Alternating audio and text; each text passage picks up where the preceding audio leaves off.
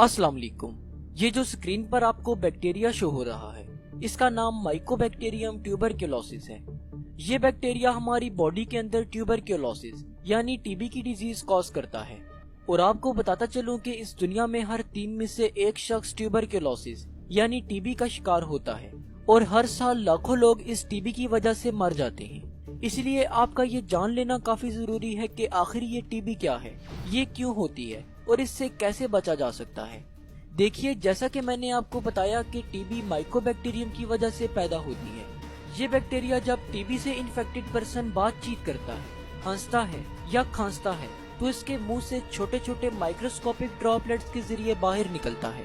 और जब कोई दूसरा शख्स इनहेल करता है तो एयर में मौजूद ये ड्रॉपलेट्स ट्रेवल करते हुए इस पर्सन के लंग्स तक पहुंच जाते हैं और इस तरह से माइकोबैक्टीरियम एक पर्सन की बॉडी से दूसरे पर्सन की बॉडी में चला जाता है।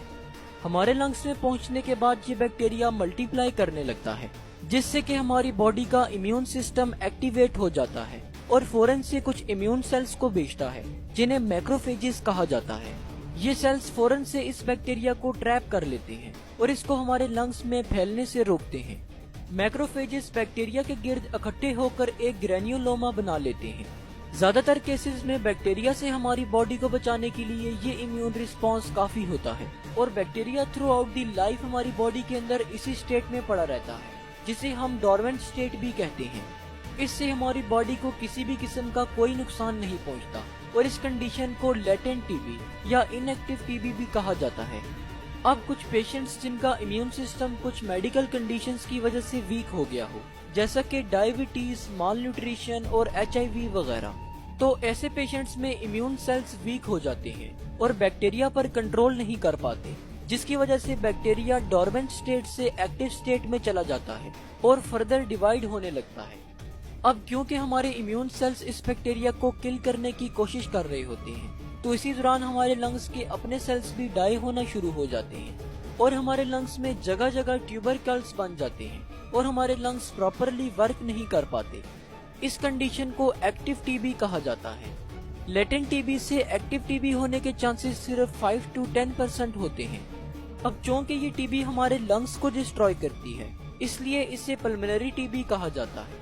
अगर हम टीबी के सिम्टम्स की बात करें तो आपको बताता चलूं कि लेटेंट टीबी के सिम्टम्स नहीं अपेयर होते, जबकि एक्टिव टीबी के कुछ सिम्टम्स अपेयर होते हैं, जिनमें दर्ज झेल शामिल हैं।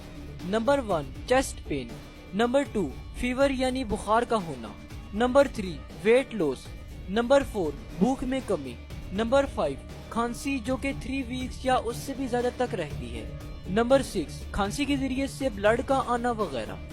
अगर हम टीबी के ट्रीटमेंट की बात करें तो टीबी को कुछ एंटीबायोटिक्स के जरिए से ट्रीट किया जाता है। पेशेंट को लॉन्ग टाइम पीरियड के लिए कुछ मेडिसिन्स लेनी होती हैं। ये टाइम पीरियड तकरीबन 6 से 9 महीने का होता है। तो होप सो आज की इस वीडियो से आपको कुछ ना कुछ जरूर नया